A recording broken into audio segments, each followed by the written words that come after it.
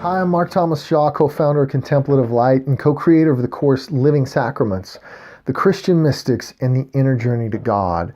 So first, welcome to this mini course on walking with the Christian mystics. And I want to talk a little bit about three key aspects of the Christian mystical tradition: the divine flowering, the divine expressions, and then the divine journey. And I want to talk about you and your specific situation first. So if you're watching this, chances are you fall into one or more of the following categories. First, maybe you're a member of a spiritual community or committed to a particular spiritual practice and have some understanding already of the Christian mystics and the wisdom they have to offer. Second, maybe you feel drawn to practices like contemplative prayer, but would like to explore what that process of inner transformation looks like. And the Christian mystical tradition seems like a safe place to explore. Or maybe in college or graduate studies or seminary, or maybe even on your own time. Maybe you studied some of the mystics and their writings and simply want to extend your knowledge of this field, but you don't quite know where to begin. Maybe you're a counselor, clergy member, or a spiritual director, or in some kind of healing profession, and you feel like a deeper knowledge of the Christian mystics would be helpful for you and then by extension those you serve. So I've been teaching people about the wisdom of the Christian mystics both online and in in-person workshops for years, and usually regardless of the stated purpose, more deeply people want to grow in their knowledge, become more deeply rooted in this rich tradition, and for some to be better equipped to help those they serve by understanding more deeply how these great wisdom figures understood, related to, and experienced God. I think most of us know intuitively we're either growing in wisdom and understanding of this spiritual life, or we're stagnating. So there's this wonderful opportunity here to grow more deeply in your understanding and ownership of this challenging and admittedly daunting topic. So like so many, you might be wondering though, where do I begin? One writer on this topic, Carl McColman, even has a bibliography on the Christian mystics, and I've got a link to that below. So you can go ahead and click on that link and scroll down. There are at least 200 books listed there, and even if you're a speed reader, that's about 1,000 hours of reading. His list isn't even comprehensive. Now, I don't know about you, but I can't quite fit that into my schedule as someone committed to ongoing contemplative practice and with a love of the mystics and teaching courses on the mystics. I've read a lot and done a ton of research to prepare that course, but it's just unrealistic to expect a layman or a person with a casual interest or someone who just wants to dive deeper have that comprehensive overview. So that's some of what we're trying to provide in this mini course. So one surprising thing about studying the Christian mystics is how much they defy expectations and surprise us and refuse to sort of be put into one tidy box. There's something about diversity in the way that God works. So Francis of Assisi, for example, was imprisoned for a year, then fell into aimlessness and depression, and then that experience plants a seed that leads to his eventual transformation. His mystical experiences led to a radical break from society and a heart filled with love for the outcast and the leper. But then Hildegard of Bingen has cosmic visions that she captured in this flowing, beautiful poetry, in her visual art, in her music. And then Meister Eckhart, who we think of as this great maverick and iconoclast, but he had a very high station in the church as a provincial in Saxony. He was in charge of 47 convents. He was this senior level administrator, really a leader in the organization. And even if some of his writings were condemned at the end of his life, he still had this role of administrator and an official in the church. So no two mystics are alike, and whatever our preconceived notions of what a mystic is, they're going to be subverted in some fashion when we look a little more closely. When you study the mystics, you get a sense of fresh perspective, but also a deep inspiration from the radical commitment and devotion of these wisdom figures. So over the years, as I've taught people about the Christian mystics, you just never know what's going to happen. One woman made the castles of Julian of Norwich central to her work as a spiritual director. Another went on Ignatian retreats and then was inspired to join an organization conducting those Ignatian retreats to help people transitioning out of homelessness. It's kind of like Pandora's box you know transformation is going to take place. You know movement is going to happen. You just don't always know where it's going to come from. So to get some sense of flow and context for the Christian mystics, what we want to do in this video is to get a sense of the major eras of Christian mystical flowering. But first, a super short definition of a mystic. The experience of the mystic is a direct, non-abstract, unmediated, loving knowledge of God, a knowing or seeing so direct as to be called union with God. So let's say you've got some understanding of the Christian mystics sort of cobbled together from different sources. Maybe you've read The Cloud of Unknowing, or maybe even Evelyn Underhill's classic Mysticism, both of which I highly recommend. And you've reposted some lovely quotes from a St. Francis or a Julian of Norwich about the spiritual life that have inspired you in some way. But you don't really know how the pieces fit together, and certainly you haven't read enough to identify what constitutes a particular era per se. So I'm going to let you in on a little secret I discovered when I was struggling with discernment and direction in my own life about 15 years ago. I was wrapping up seminary. I didn't know what to do next and just had this deep inner tension. I didn't have a sense of calling into the pastorate, and my debts were mounting after about 7 years of school. But I did know this well-known author and speaker who trained pastors in missional leadership, and I just asked him out for coffee. And he made this distinction that was helpful as I was talking through things that I was passionate about. He said, you know, everything you're talking about has to do with spiritual formation. And it might seem like a trivial point, but at the time it was this huge eye-opener. Before that, I'd kind of lumped everything spiritual into the same bucket and didn't realize the unconscious assumption I held that really everything was intended for spiritual formation, for inner transformation. And that simple tweak, that simple refinement of focus helped me understand why I'd been so drawn to the Christian mystics, some of whom wrote academic theology, but many of whom didn't. And what mattered far more to the mystics is a genuine experience of increasing openness to the divine, of removing the obstacles to love. They experienced and taught about the process of inner transformation as actually experienced in the real world. And for a lot of people, the world of the Bible can seem foreign. The language, the customs are remote. You might have heard tons of sermons or teachings on the spiritual life, but those can turn into abstractions like live humbly or practice compassion. And then there's so many variations of textual interpretation. How do we put all that into practice? How do we live our lives in alignment with the divine, in pursuit of the divine will, exuding those qualities we call the fruits of the Spirit on a ground level: gentleness, kindness, self-control, humility, compassion? How do we dwell in that space? How do we overcome the obstacles on the inner journey?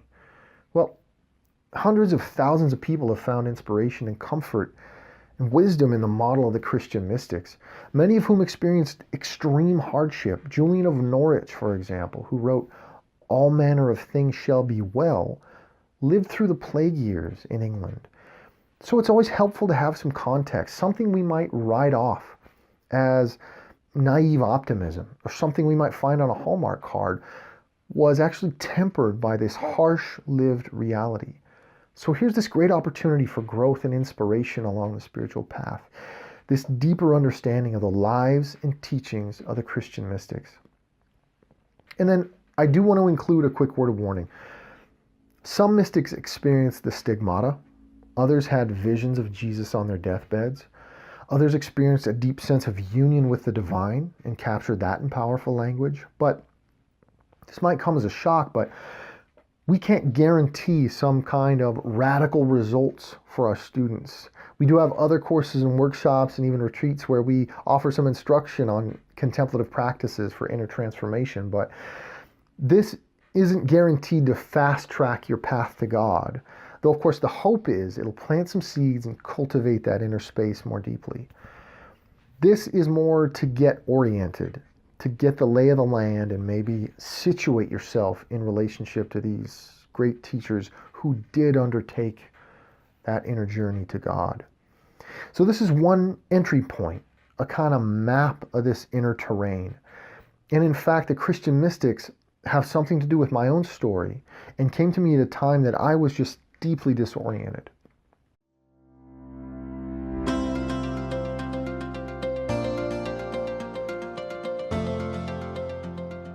So I grew up overseas in the missions field. My parents had been serving as pastors on the west coast of the United States, but felt a call.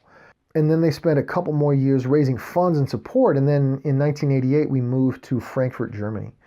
And by that time, of course, in Europe, this is a multicultural, post-Christian society. And coming from the American Christian subculture, this little bubble, sort of a shock to the system and very eye-opening to be exposed to that level of diversity, both sort of ethnic and ideological. And then when I graduated from an international school and moved back to the US for college, I was just, again, deeply disoriented. My family was back in Germany. Most of my friends went to college in England. My girlfriend moved to Australia. I'd been in this ultra-liberal international school environment with deeply humanist values and was back in a conservative American Christian subculture. So whatever normal identity confusion is going on at that age was just made that much worse by my reverse culture shock. What's going on? Who am I? How do I fit into all this? So early on in college, I had this world literature class reading from Homer, Dante, Dostoevsky, and the professor's opening line of the class just really hit home. We're lost. We're trying to get home. That's the central thread running through all great literature and wisdom traditions. How do we get home? And at that point, I'm hooked. Well, in the Paradiso, one of the highest levels of paradise in Dante's Divine Comedy, in the Heaven of the Sun, Dante encounters wisdom figures and mystics in this profound epic poem of encyclopedic knowledge. These are the figures the poet looks up to: Dionysius, Richard of St. Victor, St. Francis. And then, of course, his final guide into the Empyrean, or this highest heaven, is another mystic, Bernard of Clairvaux. Dante's homecoming is facilitated by contemplative wisdom, by the Christian mystics. And in the Brothers Karamazov, there's this wisdom figure, Father Zosima, who embodies the same kind of wisdom of prayer, sacrifice, compassion, this divine love. So it wasn't so much through my own tradition, but through literature I was introduced to these figures. And they made a profound impression at this really vulnerable stage. And I'd been caught in this dualism of Christianity versus secularism and opposing worldviews. And the mystics seemed to say, you're looking at it all wrong. There's this vast love that you're immersed in and created from. That is, in fact, your very essence, but you're preoccupied with all this mind stuff, these mental categories that keep you imprisoned in contrived dramas based on conventions and conditioning. And it really gave me this permission to start off on a whole new kind of spiritual journey, but starting from where I really was, not where I pretended to be this ideal version of myself to please other people. So these threads of inner freedoms just stretch far back to the Christian mystics. And they really became like guides on the journey, where these new horizons, these new vistas opened up. And my spiritual life moved from one of conformity to one of discovery. And there was a completely new sense of inner freedom in that process. And then that planted the seeds for practices, for prayer, for community, for perseverance, for recognizing my own egocentric patterns and vices. And it would really guide me through some of the darkest times in my life, wrestling with unconscious fear and addiction. And of course, I'm still learning. There's so much to dive into here, but we want to help give you this key to unlock the door and set you out on your path to come discover with us. So at the same time, most of us, myself included, come to this territory piecemeal. Who are all these figures? How are they similar? How are they unique? How do the pieces fit? And unless you're steeped in these traditions growing up, it can be confusing. Franciscan, Dominican, Ignatian, Cistercian, Teresa of Avila, Therese of Lisieux, and just all the rest of it. So there's got to be a way to get hold of the bundle, to get this overview, to get this broader perspective. And that's what we want to do in this video. So let's just dive into that.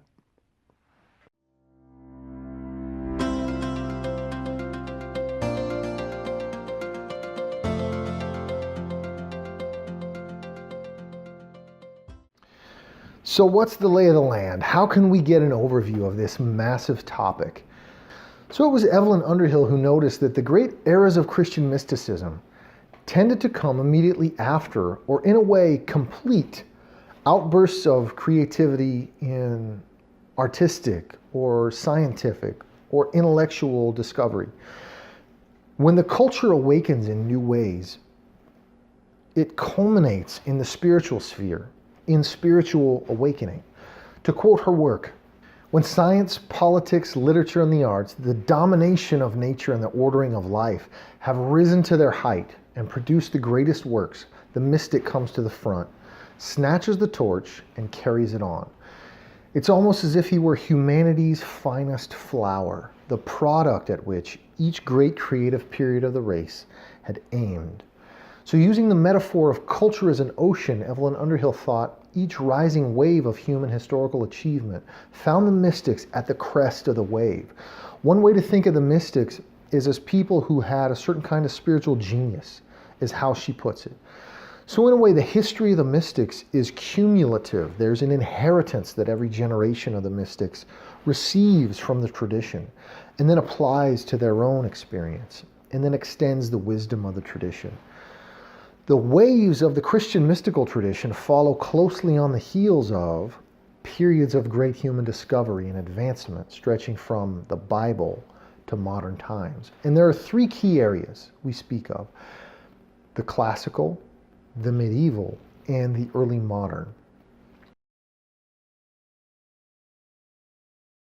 Now, the classical mystics weave together some of the mysticism from the New Testament, like the Gospel of John, or mystical strands in the theology of Paul the Apostle, and then other influences like the Neoplatonists, like the teachings of Philo of Alexandria, for example. And the originating force of this era of learning is the cross-pollination of East and West, of learning in literature, science, and religion. In the center of the Greco-Roman intellectual world, the city of Alexandria. In the mystics like Origen and Clement of Alexandria, Christianity has its first mystical flowering. And one teaching of the Alexandrian mystics relevant for us today is this early articulation of non-duality, or miaphysite, meaning the one united dynamic nature that resolves the tension of Christ's humanity of divinity, and by extension, ours as well. And for those interested, a member of our extended community, Amos Smith, has a book that dives into this area of the Alexandrian mystics and how it applies to our lives today, called Healing the Divide, Recovering Christianity's Mystic Roots. The next stage of cultural flowering would be the high achievements of the medieval period in architecture, in literature, poetry, cathedrals, scholasticism. So in the 13th century, we get these two giants in Paris, St. Bonaventure and Thomas Aquinas, who were there at the same time. One, a Franciscan, who added some intellectual heft to that movement, and the other a Dominican, both of whom were contemplatives, and led to this new uprising of mystical school. And then in the 14th century, we get figures like the Spanish mystic Ramon Lull, like Dante, like Meister Eckhart and the Friends of God movement in Germany, including John Tauler and Henry Suso.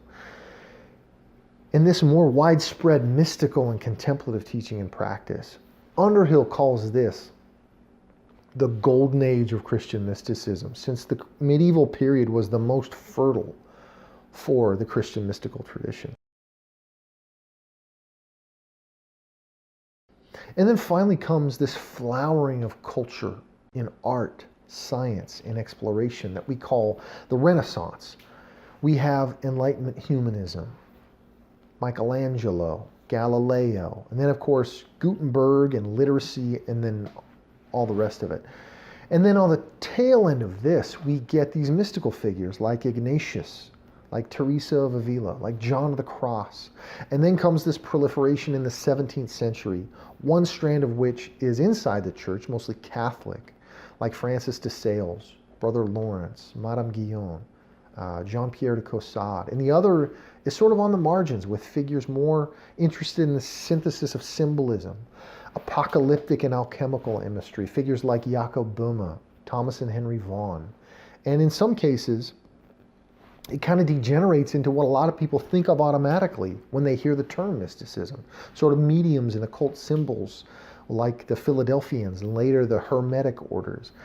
But the main thrust of mysticism, as I've tried to show, is very much within the church and about this path of inner opening to the divine presence that is transformational. So what does this have to do with our spiritual path today? Well, this is our inherited tradition. These are the tributaries flowing into our contemporary teachers, whether it's Richard Rohr, a member of the Order of St. Francis of Assisi, who studied the teachings of Duns Scotus, who himself translated the work of Dionysius into Latin, or someone like Cynthia Bourgeault or Thomas Keating, who teach the practice of centering prayer based on the writings of this anonymous 13th century mystic called the Cloud of Unknowing, which was also influenced by the writings of Dionysius.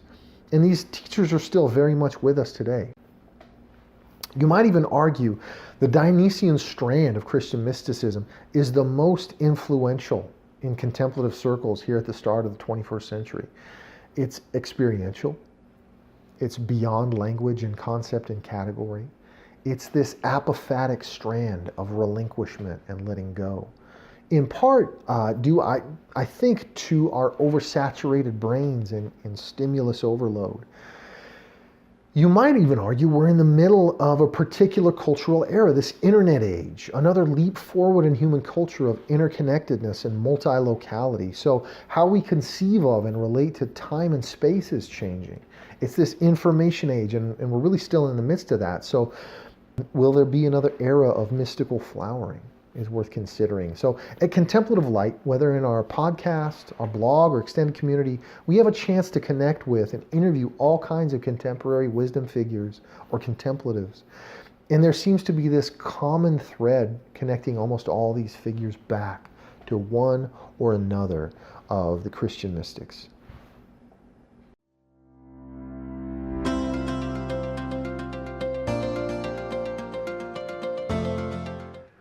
So let's circle back to you and your needs right now. Maybe you're a member of a community or a committed practitioner and you want to deepen your practice or understanding. What better place to begin than the guiding lights of committed mystics, contemplatives, and monastics that really have accumulated for the past 2,000 years in this tradition? So maybe you feel like the options for spiritual community and practice are a little shallow or a little stale, and you want this deeper dive of contemplative spirituality. So a look at the Christian mystics can help you get a sense of what the contemplative life looks like. Maybe your interest in the mystics has more to do with deepening your knowledge of the tradition. You want to understand how the pieces fit. So what better way to learn about these figures from the Christian mystical tradition in more detail? Maybe you're serving others in a ministry or healing capacity, and you know there are just vast treasures in this ocean of the mystical tradition. Then it's time to dive in, explore where you might find some gold to bring back to those you serve. So in this video, we have the view from 30,000 feet. We just went over 2,000 years in about 5 or 6 minutes. But how can you situate yourself in this terrain? How can you get a sort of topographical map to see how it might resonate with you in particular, how it might speak to you individually? Well, if you're interested in that, then this next video is definitely for you. So in that video, I dive into the 4 mystical types to give you a sense of the different ways in which the divine union or this deep intimacy with God expresses itself, with some examples drawn from the different Christian mystics. So how would having this deeper understanding and rootedness in the Christian mystical tradition impact your journey? What's the inner transformation that you might experience? How would that impact the work you do and the relationships you engage in? Do me a favor and leave a comment below and share what you come up with in answer to those questions. So if you enjoyed this video, I'd appreciate it if you click that like button. It helps expand our reach. Or if you shared it with someone you think it might benefit. Studying deeply in the lives, teaching, and practice of the Christian mystics has been hugely beneficial for me and really led me down paths I couldn't have dreamt of. And I genuinely hope it's the same for you. So scroll down, leave a comment for me, and I'll see you in that next video.